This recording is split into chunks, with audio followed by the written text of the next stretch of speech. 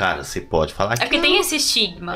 Às vezes a gente tenta, né, ensinar em casa, mas a criança é inserida num contexto escolar, por exemplo, que os amigos reforçam outra coisa. Ah, isso aí é coisa de menininha, tá com é frescura.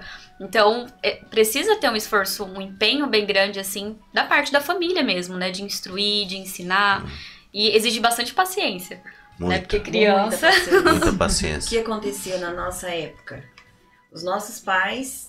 Eles não ensinavam como a gente ensina os nossos filhos. Não. Mas... A gente aprendeu apanhando. Hoje, já não se ensina assim. Não é apanhando. Não é a violência. Não, hoje não. Não é verdade? Você vai até preso. Hoje é conversando, né? A psicologia explica, ensina quantas coisas, quantas psicólogas que a gente segue que fala sobre isso. E às vezes o pai tá falando assim, eu tô fazendo isso pro seu bem. Eu tô te batendo porque eu te amo. E a criança aprende que amar é violência. E não é isso. Amor não é violência, amor não é bater.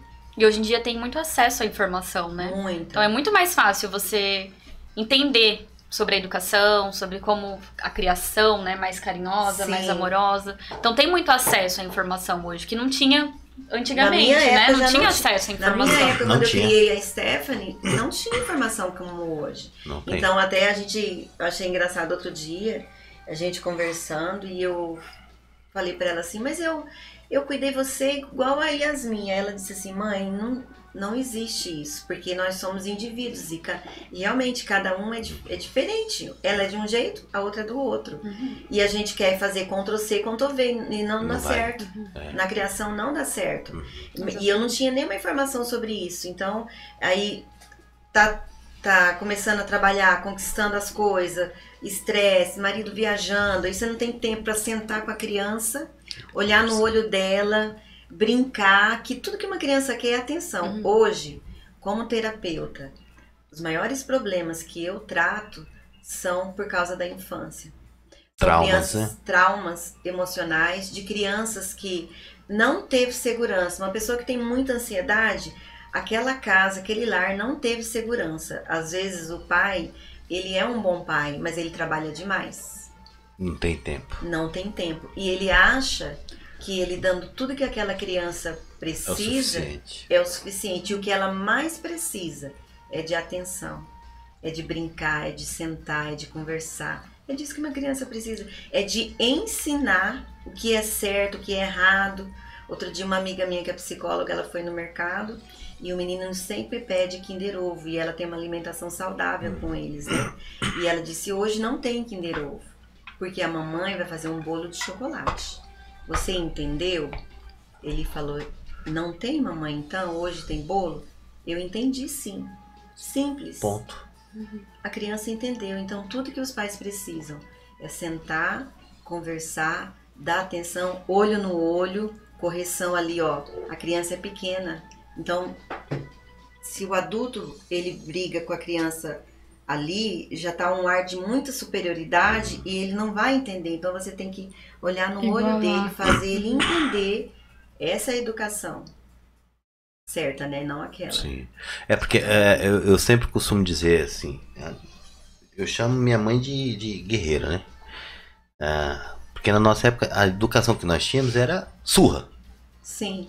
Ou os mais velhos cuidavam dos mais novos. Exatamente, exatamente. Né? Só que assim, na minha época era surra. A gente apanhava, eu mesmo apanhava igual cavalo velho. Tinha nem voz, né? Não, mas assim, hoje eu consigo compreender, e eu não compreendia muito por que minha mãe batia tanto na gente.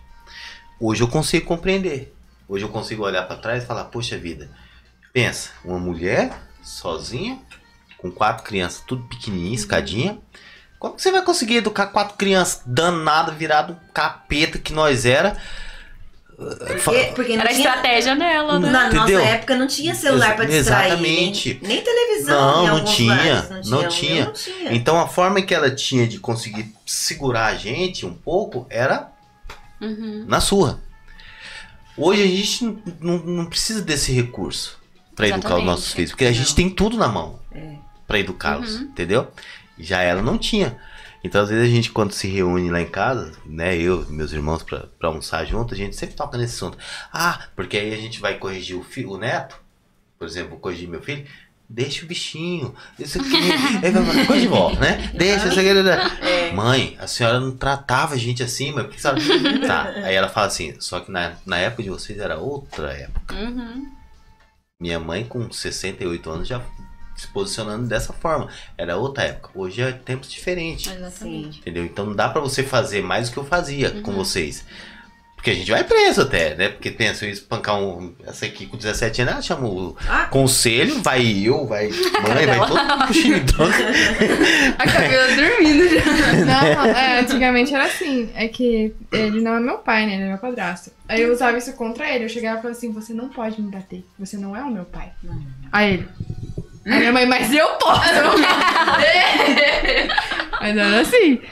Mas né, vai. Mudou, né? A geração, né? Mas que dava vontade. Dava vontade. Dava vontade de pegar uma varinha verde. Vem cá, moleque. A vontade birrenta. sempre. A gente vai sempre ter vontade mesmo de... Porque querendo ou não, é uma forma mais fácil, né? Sim, sim. Você vai lá, bate na criança e pronto. Corrigiu. É. Mas é uma coisa também muito momentânea, né? A criança às vezes nem entende o porquê daquilo. É isso aí, gente. Vocês viram que nós estamos conversando aqui. Até agora vocês ouviram a voz de alguém aqui, só a minha, né? Falando nisso, agora que o senhor deu a oportunidade, muito obrigada. De nada. É uma coisa que eu tenho dúvida. Uma vez, faz um tempo já, eu vi uma psicóloga falando, não tenho certeza se é verdade, mas você falou que o corpo fala. Ela falou que assim, se você sente, se aparece roxos em você, sem você ter batido em lugar nenhum, é uma maneira de o seu corpo falar que tá acontecendo alguma coisa. Isso é verdade? É verdade. Sim. É um dos sintomas, né? Os hematomas que surgem, às vezes queda de cabelo. Tem até um nome, né, de uma doença mesmo. Você perde muito cabelo. Vixe, Maria. Não, o seu é porque você tem muito cabelo, filha. Calma, gente. Relaxa. Ninguém vai chegar. Quase não penteia. Aí quando vai pentear, sai batendo. Agora Desculpa. Me exaltei. Eu tenho essa dúvida, porque todo mundo sabe. Eu tenho roxos em lugares que eu nunca bati. Aqui, ó. E eu, do nada, tipo... Aqui, a mãe olha, tipo assim, eu já tive muito, principalmente no braço, na perna, em lugares que você vê que você não consegue bater. Aí, do nada, tipo assim, alguém encosta, ai, aí minha mãe, você fez aonde? Eu falei, não sei. Só que eu realmente nunca bati. Então era uma coisa que tava me incomodando. Eu falei assim, gente, eu não bati, como que tem um roxo ali, cara? Não tem. Então eu achei que... É realmente um sintoma, um sinal, né, de que o corpo tá te dando. Só que assim, a gente não pode pegar sintomas isolados, né? Ele pode ser alguma causa emocional, mas também pode ser alguma coisa física. Sim. Então o que a gente precisa considerar é o conjunto. O que mais que vem acompanhado disso? É uma ansiedade em excesso? É uma falta de sono, falta de apetite? Uma depressão, uma tristeza, uma angústia? Então a gente tem que considerar o conjunto de sintomas, né? Não analisar um sintoma isolado e já caracterizar. Porque se a gente coloca no Google, o Google já vai te dar várias possibilidades. Dias de vida. Exatamente.